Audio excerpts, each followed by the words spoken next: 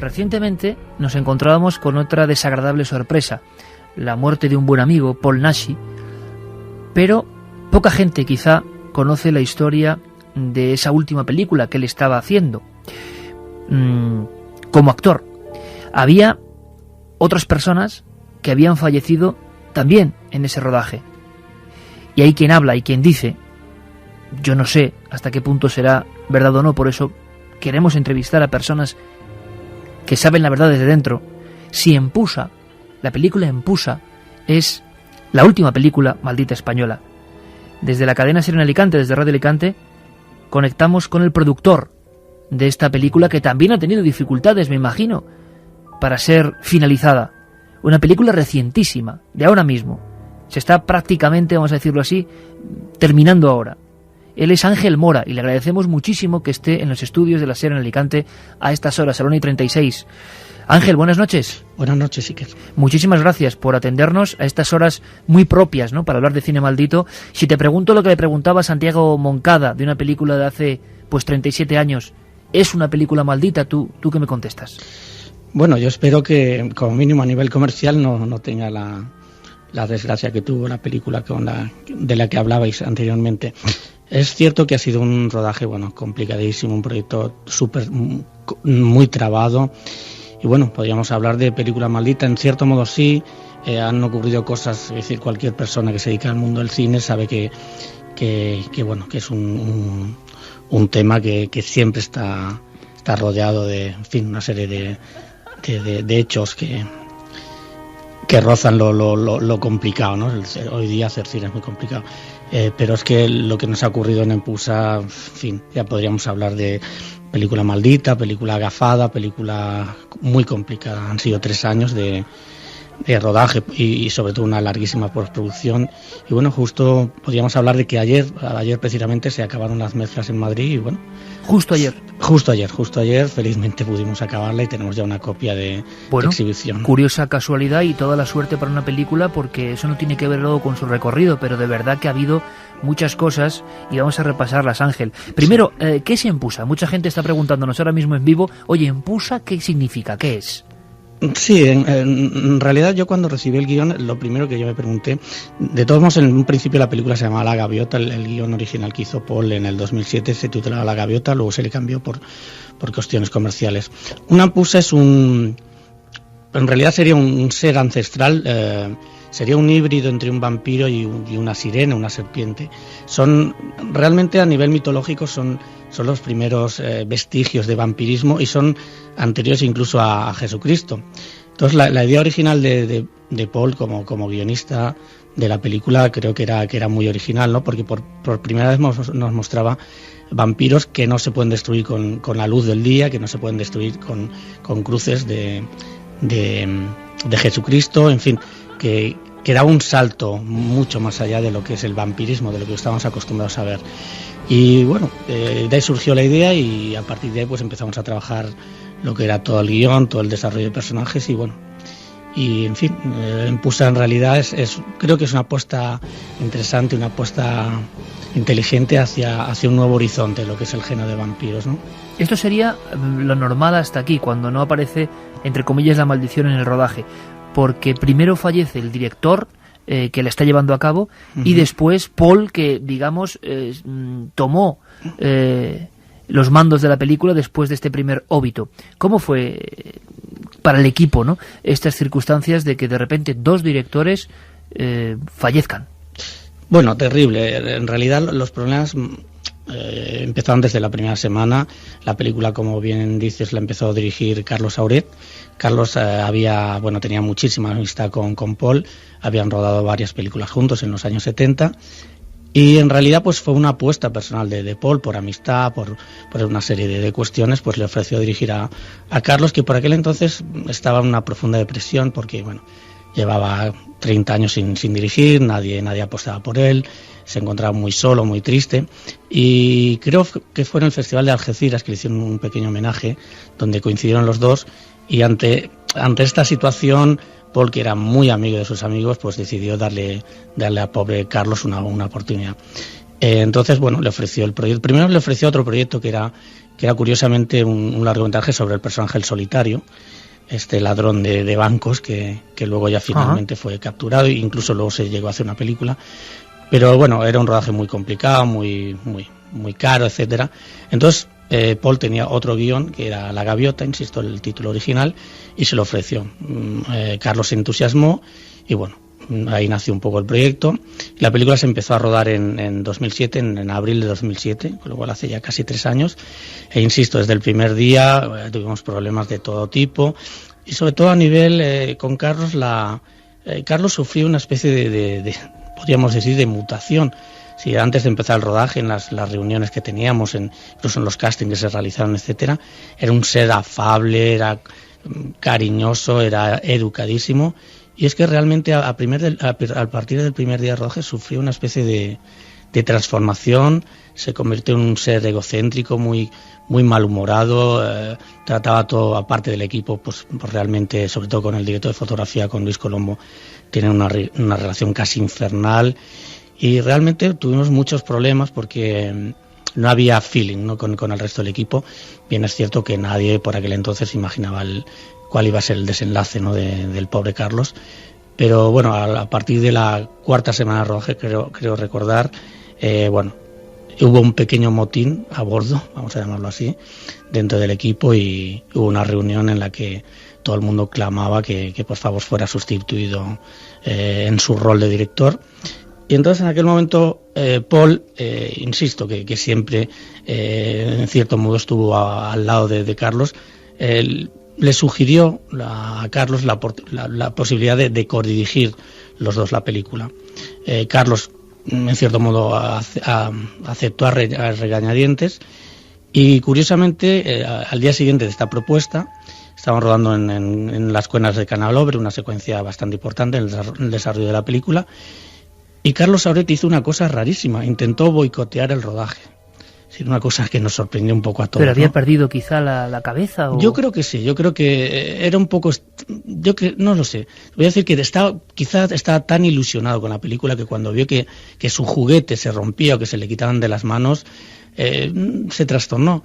Y bueno, había una secuencia, insisto, importante en la película en la que el personaje de Paul, que se llama Abel Olaya, intenta destruir a las empusas, a las bricolacas, a todos los seres terroríficos, con una ballesta. Y entonces una persona del equipo, el encargado de catering, encontró a Carlos rompiendo la ballesta. Una cosa aparte, era una ballesta que se había comprado expresamente para la película, una reproducción, en fin, no era una pieza sencilla de reemplazar. Y en ese momento, se hizo ver que estaba ahí intentándola armar, cuando lo que estaba haciendo era no solo desarmarla, sino romperla. Y fue el último día que apareció por el rodaje. Y poco después falleció. Se fue del rodaje sin dar ningún tipo de explicaciones, sin despedirse de nadie, absolutamente, no tuvo ningún tipo de conversación ni con nadie del equipo, ni con Paul, que insisto que era una persona muy cercana a él. Y poco después falleció de un ataque al corazón. Y después Paul Naschy, es increíble, ¿no? Sí. Toma los mandos de Empusa, y que por cierto, Empusa, digo, tomar los mandos o el timón, era el barco que llevaba Nosferatu, ni más ni menos, en la película mítica de Murnau. ¿Qué le pasa a Paul Naschy? También cae prácticamente poco después de tomar los mandos. Sí, yo recuerdo a poco de comenzar a dirigir, cuando nosotros siempre, lógicamente, después de acabar el rodaje, pues teníamos reuniones de producción y dirección en el hotel, y como se hace habitualmente, chequeamos todo lo que era el metraje que había rodado, en este caso Carlos. Cuando tuvimos la oportunidad de verlo completo, yo recuerdo que Paul me miró aterrorizado y dice: vaya herencia más terrorífica ha caído sobre mis manos. O sea, y realmente era así. Lo que había rodado Carlos Saurete era horroroso, pero no horroroso desde el punto de vista de mal hecho, sino estaba rodado de una manera muy extraña. Si la cámara siempre estaba puesta en un sitio donde, en fin, ningún director la pondría. Por eso de ahí venían las discusiones continuas con el director de fotografía. Y entonces, te puedo decir que prácticamente hubo que rodar todo de nuevo. Es decir, el 90% del metraje que rodó Carlos se tuvo que volver a rodar, todas las secuencias, porque aquellos que no, era muy extraño. Y quizá antes, en la anterior entrevista con el guionista productor de la otra película de la que habéis hablado, ¿La Campana del Infierno? Campana del Infierno, correcto. Me ha llamado la atención que él comentaba que el director fallecido tenía la película tan en la cabeza que mucha gente no entendía lo que estaba rodando. Exactamente. Nosotros nos ocurrió en cierto modo lo mismo, ¿no? Cuando Paul y yo y Antonio Mayans, el jefe de producción, vimos el copión de lo que había rodado Carlos. Bien, es cierto que todos estábamos en el rodaje, ¿no? Pero bueno, siempre piensas, no lo sé. Pero es que cuando lo vimos digo, madre mía, ¿por qué lo ha hecho así? O sea, es como, Ángel, como si el director, entrando en conexión con ciertas historias, se olvida de todo y es casi poseído por la historia, de alguna forma. Sí, yo creo que tenía una cierta obsesión. Había muchas secuencias que las rodaba con una red delante. Entonces, él hablaba, porque la película en sí habla de varios mundos paralelos, ¿no? Y él decía que bueno, que era una manera de separar ambos mundos, no sé, pero es que nadie, incluso Paul, que era el guionista, llegó a entender ese punto de vista, ¿no? Ángel, una cosa, ahora me cuentas cómo llega el equipo. Yo me estoy imaginando, como ocurría en La Campana del Infierno, a toda esa gente, que la gente a veces no se hace ni idea, los oyentes incluso, lo que es un rodaje de cine, toda la gente que está implicada, todas las personas con ilusión por acabar un trabajo, cómo vivieron el segundo golpe fatal de Empusa. Pero antes, permíteme, porque están llegando muchos mensajes, dos. Por cierto, Ángel, ¿cómo recibe el equipo lo que es ese tremendo mazazo? Porque es raro que en una película 2 directores, 2 personas al mando, fallezcan en tan corto espacio de tiempo. Sí, bueno, con muchísima sorpresa, con mucha preocupación incluso, porque bueno, eran personas muy cercanas a nosotros y nos afectó, obviamente. Hombre, quizás la muerte de Paul fue bastante después de acabar el rodaje. Es cierto que los más allegados, el jefe de producción, el director de fotografía, que ya sabíamos que por aquel entonces no tenía diagnosticada la enfermedad, pero ya tenía problemas físicos. De hecho, muchos días en los que él no aparecía en el rodaje, o sea, no aparecía como actor, me refiero, se llegó a utilizar un doble, o yo personalmente o el director de fotografía acabamos rodando algunas de las secuencias porque él no tenía fuerzas, estaba muy mermado físicamente y no podía ni siquiera acudir al plató, al sitio de rodaje, ¿no? Y lo que fue la postproducción también, que la inició Paul, no podía ir acercarse al estudio a montar la película. Entonces ahí se produjeron pues muchas demoras, sobre todo en lo que sería el funcionamiento normal de una postproducción de la película. Entonces realmente los miembros más allegados empezamos a tener una sensación de, sí, bueno, como ha dicho ahora mismo un oyente, ¿no? De película gafe, ¿no? Película maldita. Y yo recuerdo que en cierta ocasión, hablando con Antonio Mayans, con el jefe de producción, comentabas un poco que era curioso que las 5 personas, digamos, que estábamos más, que los que habíamos levantado el proyecto, que éramos Carlos Auret, Paul Nachi, Antonio Mayans, Luis Colombo y yo, a todos, algunas cosas gravísimas como la muerte, ¿no? Pero a todos nos había pasado algo. Es decir, ¿accidentes? Sí, o sea, a la muerte de Carlos y la muerte de Paul habría que añadir, en el caso de Antonio Mayans, que era el jefe de producción, tuvo que ser operado con bastante urgencia. A mí, yo llevo una prótesis de cadera hace 10 años, se me rompió, algo extrañísimo porque son piezas de titanio, lo que es el bastión es de titanio. El mismo médico, que es un médico que lleva 20 y tantos años ejerciendo, se quedó sorprendidísimo de que se rompiera por la mitad de lo que es la pieza de titanio. Y el director de fotografía sufrió un accidente de coche en Benidorm, que estuvo a punto de morir también en el accidente. Todo eso entre los 5 que habéis decidido de alguna forma, los 5, correcto, rescatar el mundo de las empusas, del que yo creo que no ha habido en este país hablar nadie hasta esta película. Nadie, ni yo mismo había oído nunca hablar. Entonces, claro, recuerdo que en esa situación sí que empezamos a decir, bueno, aquí está pasando algo. Nos recordó un poco el argumento de Destino Final, ¿no? La saga de las películas de Destino Final, ¿no? Diciendo, bueno, ¿qué está pasando aquí, Dios mío, no? Por eso que, en fin, no sé si esto con el tiempo quedará en anecdótico, ¿no? Espero que sí, ¿no? Por las cuentas que me trae, pero sí que es un motivo que realmente, en cierto modo, algún día llega a preocuparte, ¿no? Y sobre esta esta encuesta y estás haciendo, de que hay muchos oyentes que con razón o no comentan que es una cuestión de marketing, yo puedo asegurar que esto no entraba en los planes. Accidentes y la rotura de una cadera de titanio, poco marketing, ¿no? Sí, no, eso es que que nadie del equipo hubiera necesitado o querido este marketing, ¿no? Es decir, y si te pregunto a ti, Ángel, la pregunta de la encuesta, ¿crees que hay películas donde ocurre algo por los temas que se tocan? Porque ahora hemos hecho un repaso y realmente las películas tocadas pues estaban